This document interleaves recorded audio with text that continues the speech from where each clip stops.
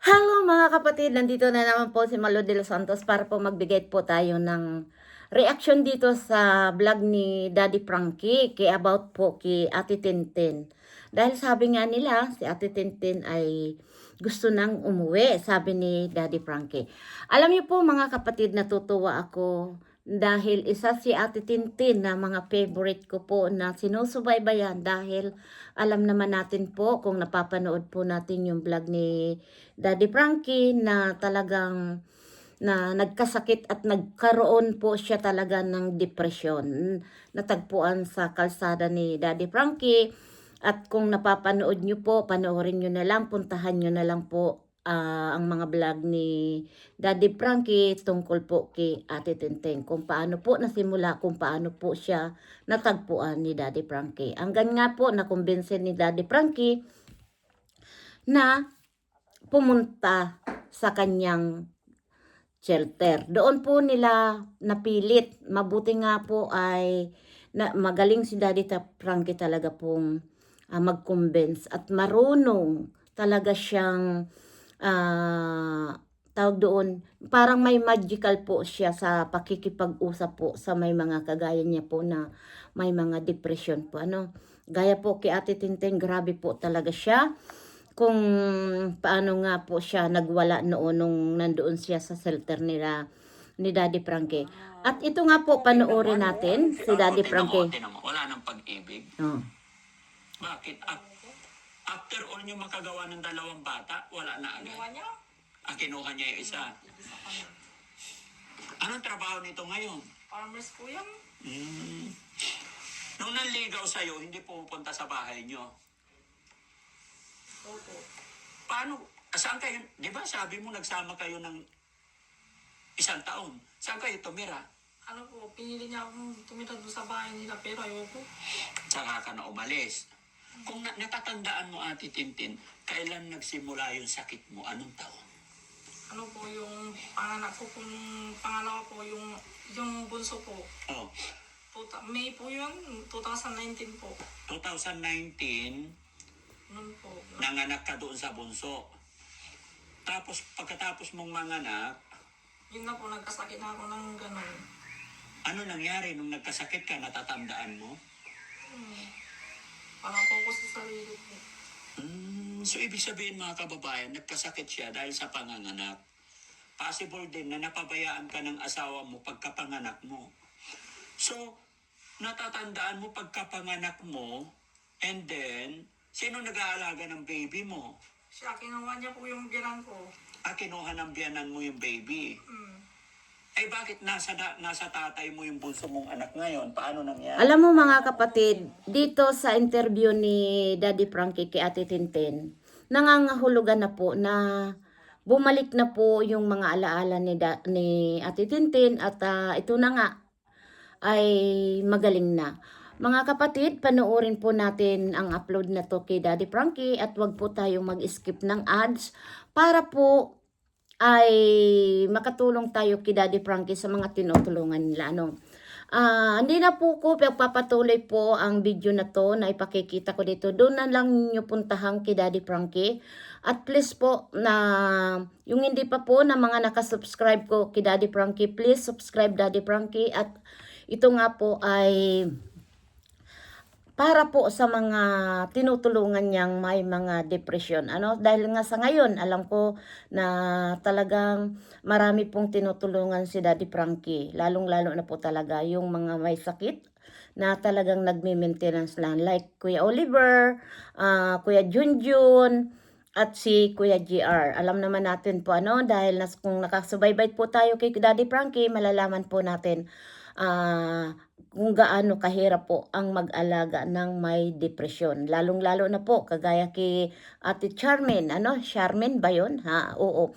Ay talaga pong natutuwa tayo dahil sila po ay unti-unti na pong gumagaling, like at Ate Tinte na gusto na nga pong umuwi sa kanila dahil gusto niyang tulungan ang tatay niya at ang kanyang anak gusto niya daw pong maalagaan.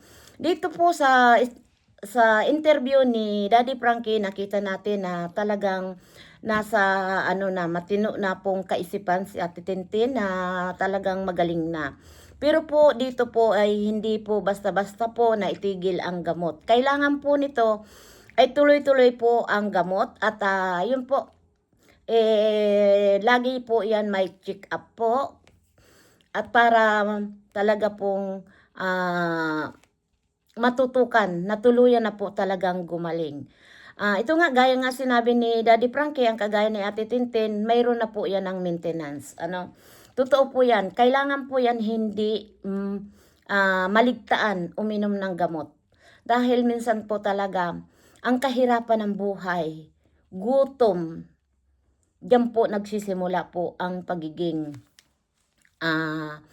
magkakasakit sa pag-iisip. Siyempre nga naman, mahirap dandan. Nakita natin kung gaano ang buhay ng pamilya ni Ate Tintin. Diyan po yan magsisimula po. Kung wala na pong makain, nagugutuman, diyan po unti-unti tayong madidepress. Kahit sino man siguro, At alam naman natin na walang kakayahan po ang magulang ni Ate Tintin na masuportahan ang kanilang gamot ni Ate Tintin at yung pagpapagamot. Kaya mga kapatid, alam natin na may mabubuti kayong puso. Suportahan po natin si Daddy Frankie at sana po ay yakapin natin si Ate Tintin dahil alam niyo po mga kapatid, isa sa mga natutuwa ako kay Ate Tintin dahil mabait siyang napakabait niya at mapagmahal na ina. Nakikita natin na gusto niya talagang umuwi para daw po matulungan niya ang tatay niya at ang kanyang anak, maalagaan niya. Ito isa sa sinyalis po na magaling na si Ate Tintin. Kaunti na lang po na tulong ang ating ibibigay sa kanya, At kung may mga naaawa at kailangan po talaga ni Ate Tintin yung maintenance niya po na hindi po makaligtaan po mga kapatid dahil dyan din po ulit magsisimula na unti-unting babalik po yan kung ano po natagpuan ni Daddy Frankie dahil kung kulang sa pagkain, yung gamot, dyan po ulit sisimula po kung babalik po yung hindi maganda pong iniisip natin kay Ate Tintin. Sana naman po ay wag mapabayaan na ng mga magulang o ng tatay niya at ang kapatid niya.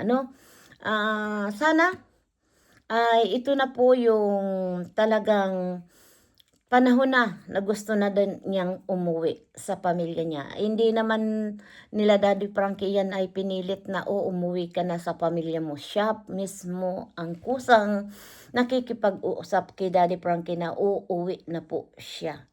'Di ba? Dahil nakita naman natin sa pamangangalaga ni Daddy Frankie na talagang alaga sila lalong-lalo na po sa pagkain.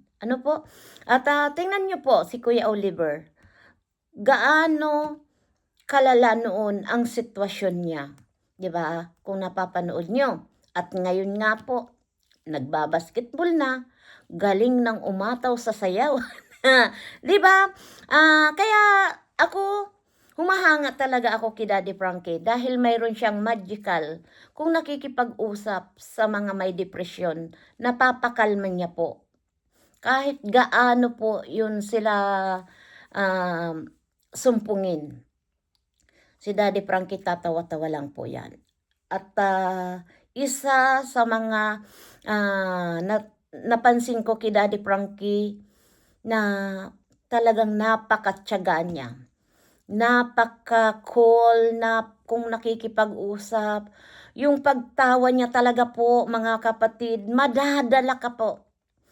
Kaya isa sa mga favorite ko po si Daddy Frankie na talagang magaling kung papaano niya kausapin po ang mga beneficiary, lalong-lalo na po ang kagaya nila Ate Tintin, Kuya Oliver, Ate Charmaine, Kuya JR, Kuya John. Talaga pong mayroon po siyang tinatawag na magic.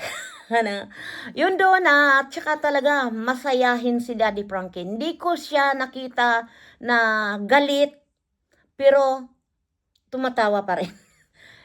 Never ko pong nakita doon kay Daddy Frankie yung pagiging humble talaga po ni Daddy Frankie ay talagang nandyan. Kaya ano ko talaga, yung matututo ka lang talaga sa kanyang panunood.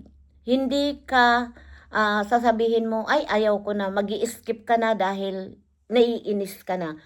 Dahil makikita mo na kung papaano na siya magsalita. Pero hangga't po nagsasalita si Daddy Frankie at nakikipag-usap sa kanyang mga beneficiary, sa mga tinutulungan niya, grabe po talaga. Magtututo ka lang talaga. Tututok ka talaga.